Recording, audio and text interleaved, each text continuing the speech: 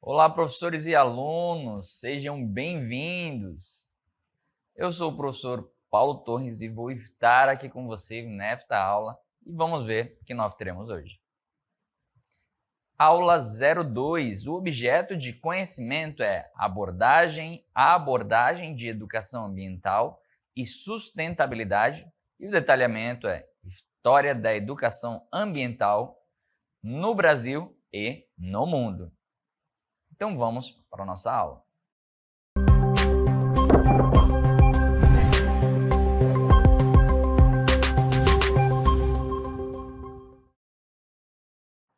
Olá! Então nós vamos ver um pouquinho aqui sobre a história da educação ambiental no Brasil e no mundo. É muito importante você entender o que é educação ambiental, como você pode estar tratando na sua comunidade, mas entender de onde que ela veio, de onde surgiu, qual é a história em relação a isso.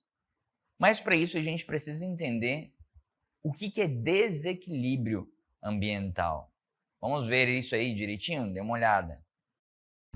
O equilíbrio dos ecossistemas é essencial para a vida no planeta. Quando esse equilíbrio é perturbado, enfrentamos um desequilíbrio ambiental.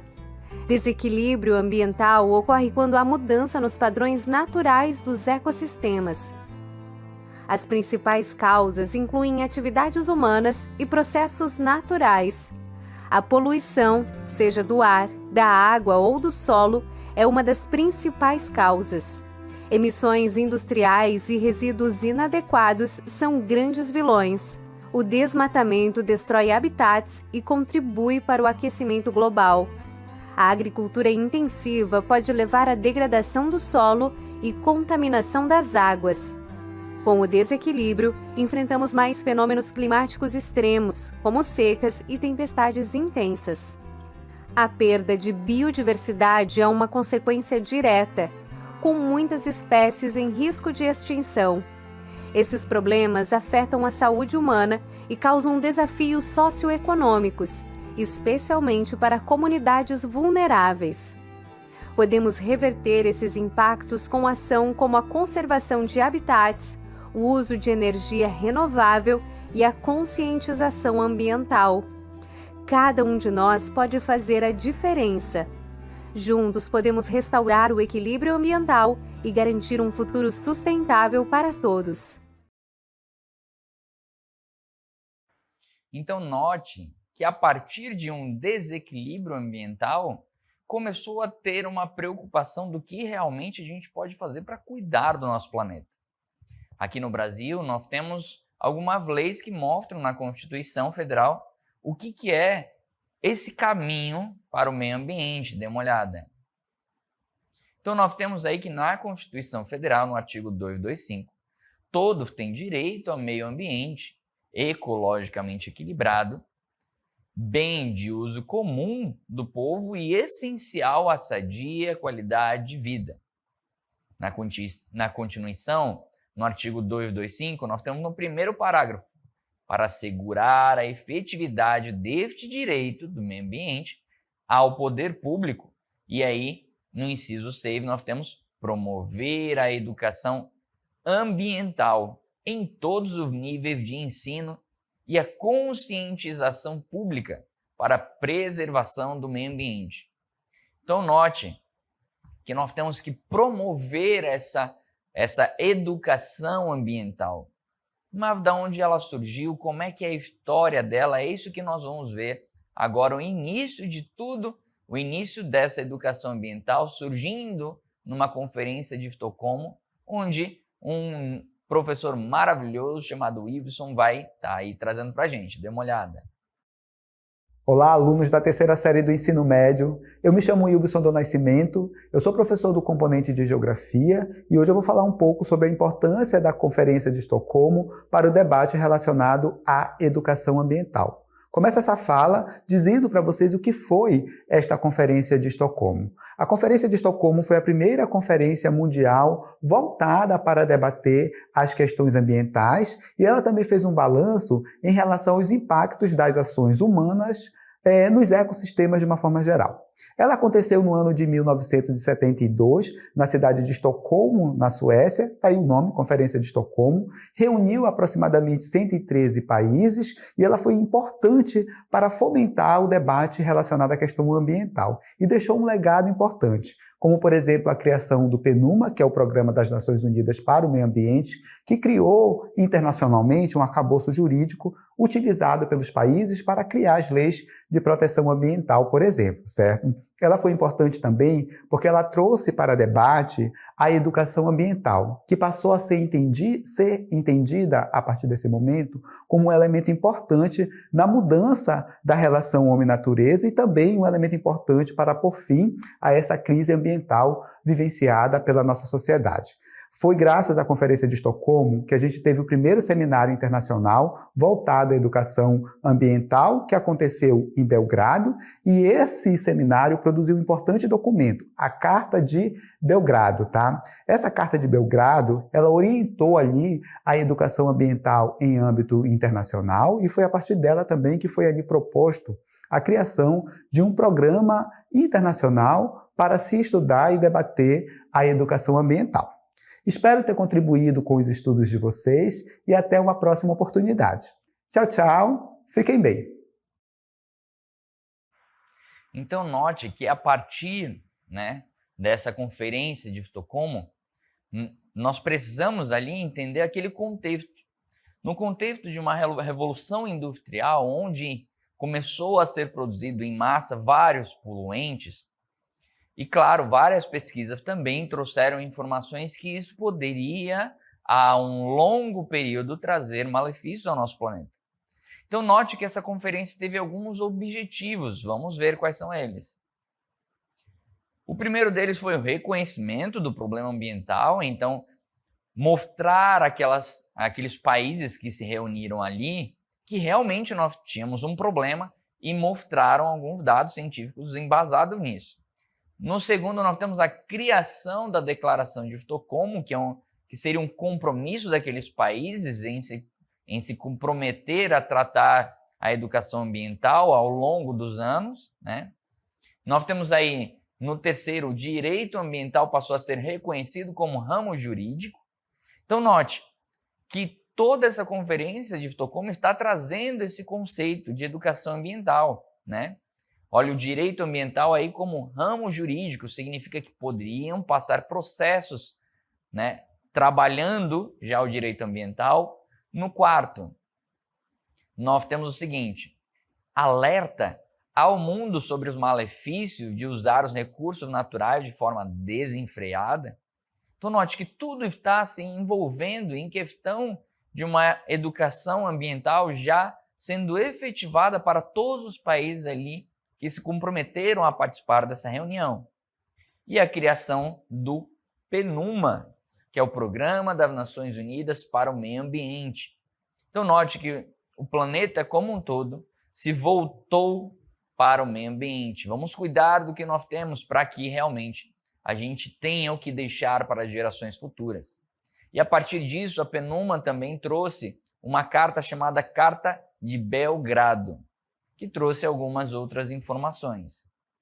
Nessa carta trazia, primeiro, conscientizar os cidadãos de todo mundo sobre o problema ambiental. Então, note, nós já temos aqui as orientações sobre o que seria uma educação ambiental.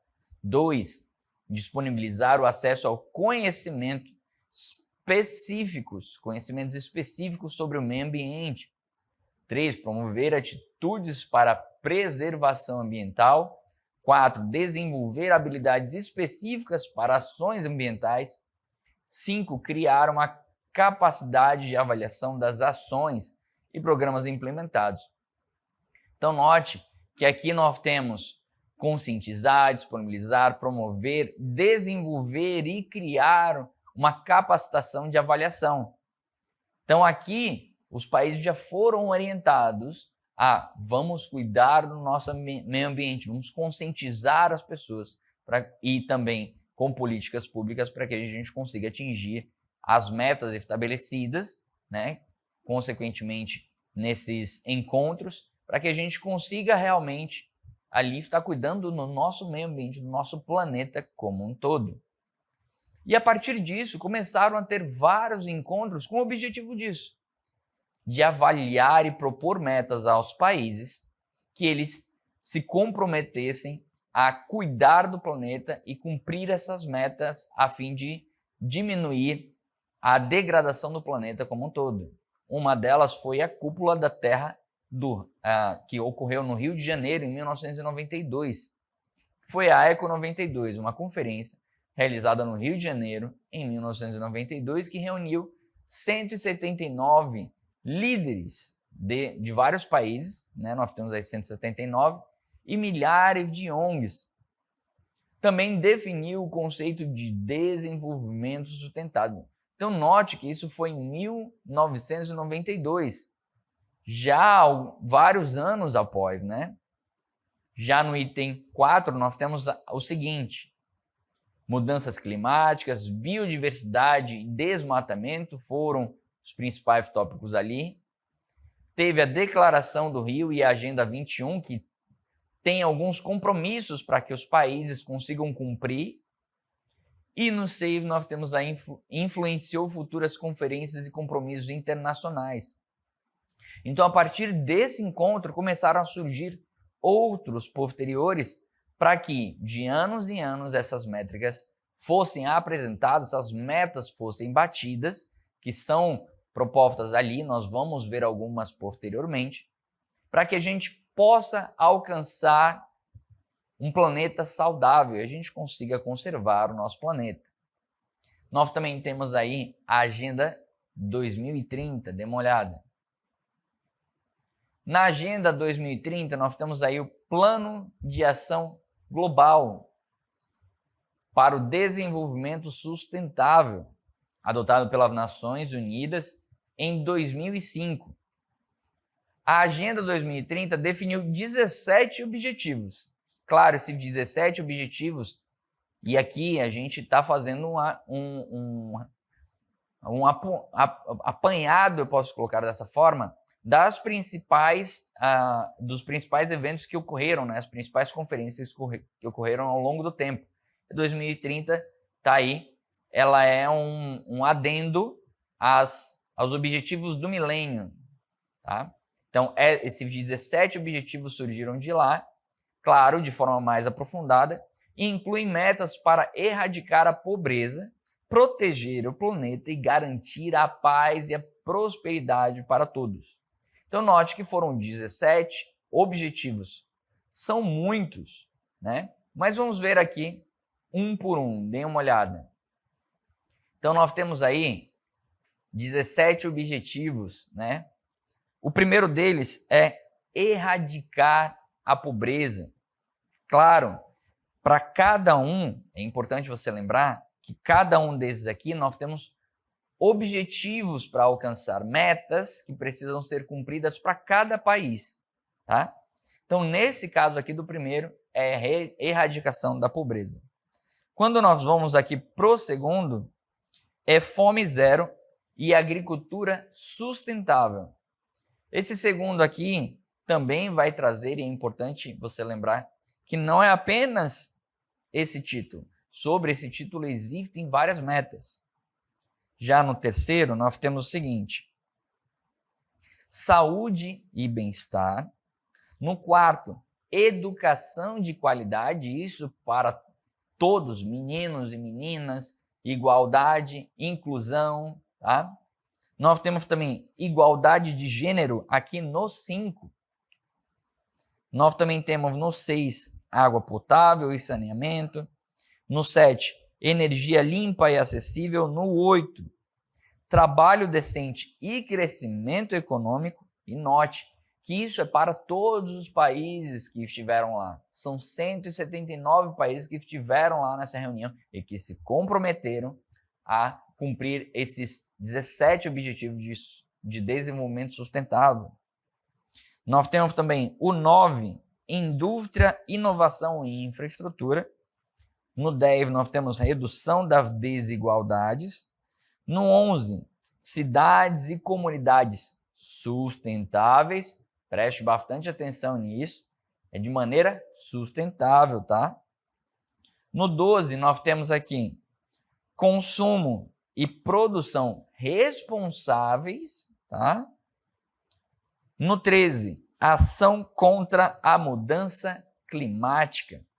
Então, note que aqui traz várias metas para a gente poder combater aqui a mudança climática.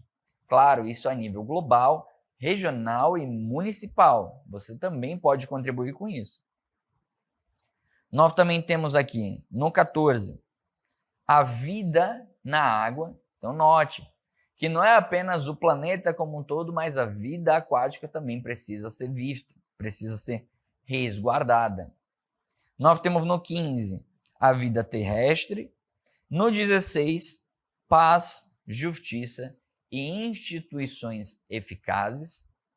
Então, note que desses 17 objetivos, ninguém foge, até as parcerias e meios de implementação, tá? Então, todos esses aqui são os objetivos de desenvolvimento. Mas nós também tivemos aí um outro evento muito importante, que foi o Acordo de Paris. Dê uma olhada. O Acordo de Paris foi um compromisso internacional onde foi discutido entre 195 países com o objetivo de minimizar as consequências do aquecimento global, adotada durante a Conferência das Partes, COP21, em Paris, no ano de 2015. Então, note que aqui eu tenho um evento específico para o aquecimento global. Então, é uma coisa muito importante para o planeta. Isso envolve, claro, o aquecimento em questão de aumentar uma temperatura. E lembrando que isso é uma consciência, como é uma consequência global, ele vai atingir as calotas polares, vai atingir também tempestades, vulcões, vai atingir todo o planeta como um todo. Então é importante salientar esse evento, o Acordo de Paris. A participação do Brasil nesse acordo foi o seguinte: ele assinou o Acordo de Paris em 2015, comprometendo-se a reduzir até 2025 suas emissões de gases de efeito estufa em até 37%, comparados aos níveis emitidos em 2005. Então, note que o acordo foi em 2015 e que eles pegaram a base ali em 2005, para que em 2025 eles diminuam, e aí estendendo essa meta para 43% até 2030. Então, claro, nós temos aí também outras metas, como eu falei agora há pouco. Nós temos várias metas que foram estipuladas, né, para todos os países. Não foi apenas essa, mas note algumas outras. Nós temos aí aumentar o uso de fontes alternativas de energia, porque note, quando a gente usa fontes de energia fósseis, o que vai acontecer é que vai liberar muito CO2 para o ambiente. Se a gente começar a usar fontes de energias mais limpas, nós teremos aí a menor quantidade de CO2 liberada para o ambiente. Aumentar a participação de bioenergia sustentável na matriz energética brasileira para 18% até 2030. Então, note que isso é realmente uma maneira de a gente conseguir, de maneira efetiva, diminuir a quantidade de CO2 liberado para o ambiente. Claro, as queimadas também, a gente controlando e conseguindo guardar o nosso ambiente também para de liberar CO2 para o ambiente. Nós temos outra, dê uma olhada. Utilizar tecnologias limpas nas indústrias.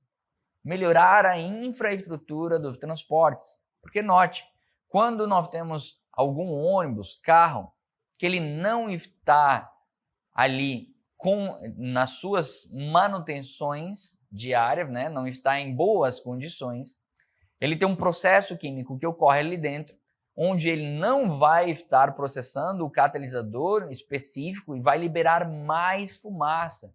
Por isso que você vê alguns ônibus, alguns carros que soltam muita fumaça e aquilo prejudica mais ainda o ambiente. Quando os transportes, principalmente públicos, estão conservados, a quantidade de CO2 liberado, no caso, menos tóxico, é bem menor. Também nós temos aí diminuir o desmatamento, né? É necessário, porque quanto mais desmatamento, mais libera CO2 para o ambiente. Importante lembrar que as plantas, elas absorvem ali CO2 do ambiente através de um processo chamado fotossíntese. Então, se a gente derruba aquelas árvores, elas liberam CO2 por causa da decomposição e elas também vão deixar de absorver CO2 do ambiente, fazendo com que se agrave aí o aquecimento global. Restaurar e reflorestar até 12 milhões de hectares. Note que isso você pode fazer aí da sua comunidade, onde você estiver. Se você ali com a sua comunidade começar a fazer o processo de reflorestamento, você já está fazendo parte aí de conservar o nosso planeta e o nosso meio ambiente. Então, de posse de tudo isso, de todas essas informações, você consegue entender o quanto é importante a gente cuidar do nosso meio ambiente. Mas a educação ambiental tem um conceito. Vamos dar uma olhada. Então, a educação ambiental é uma área voltada para a conscientização dos indivíduos e da comunidade como um todo sobre os problemas ambientais, como ajustar a combatê-los, conservando as reservas naturais e não poluindo o meio ambiente, despertando uma consciência crítica sobre os problemas ambientais. Então é importante que a sua comunidade se junte regularmente para verificar o que vocês podem fazer na sua comunidade para estar diminuindo aí os efeitos da poluição, né? Porque a poluição ela vai acontecer, mas se a gente puder cuidar do nosso planeta, a gente consegue mitigar esta poluição e tratá-la de forma mais consciente. Por exemplo, ocorre a liberação de CO2, se eu plantar eu consigo trazer essa poluição de volta para de forma tratada ali o CO2 para a floresta. Então eu consigo realmente com a educação ambiental cuidar do nosso planeta, que a poluição ela existe. Mas como deve ocorrer isso? Dê uma olhada. Deve considerar o meio ambiente em sua totalidade, então entender que tudo ali ao redor, né, da sua comunidade, seja no meio social, seja no âmbito ali natural, tudo em sua totalidade faz parte do meio ambiente. Deve atingir todas as faixas etárias, então não pense que apenas os adultos estarão ali fazendo parte de cuidar do meio ambiente, mas as crianças, né, os adolescentes, os idosos, todos ali podem cooperar e deve ocorrer dentro e fora da escola. Os processos importantes para você conseguir, né, fazer essa educação ambiental consistem em 3 objetivos. Primeiro, a gente precisa fazer esse convite, né, a praticar a educação ambiental, sensibilizando as pessoas. É importante salientar que, se eu não entendo que o ambiente onde eu estou inserido, ele é de minha responsabilidade, e não só da minha responsabilidade, mas das gerações futuras, a gente não consegue fazer com que as pessoas se movam a isso, estejam movidas realmente a cuidar do nosso planeta, cuidar da nossa comunidade. E após eu sensibilizar, mostrar que realmente o planeta precisa ser cuidado, mostrando alguns dados no segundo passo, informar o que é preciso fazer e por que precisa fazer. Você viu ao longo da aula muitos motivos. Nós tivemos ali a demonstração da degradação do nosso planeta. Você também viu vários eventos onde o Brasil participou, principalmente, para se comprometer aí com o planeta como um todo. Então você vai estar aí primeiro sensibilizando, depois informando e por último você tem aí mobilizar e agir. Depois que as pessoas já estão sensíveis a essa causa e já têm consciência, é preciso fazer mutirões na sua comunidade para cuidar da cidade como um todo, para cuidar da sua comunidade como um todo, para fazer o replantio, né? Para utilizar materiais em mercados, na sua casa, materiais que não vão trazer malefícios para o planeta. Então é importante você trocar aí as garrafas plásticas por garrafas de vidro, que podem estar, né, sendo usadas durante várias vezes. Você também pode trocar a sacola, né, por eco bags. Então nós temos várias formas aí de estar ajudando o planeta. Mas o importante é você se conscientizar disso. Primeiro, vá do micro para o macro, ou seja, comece fazendo pequenas perguntas, dê uma olhada. Aqui nós temos alguns exemplos.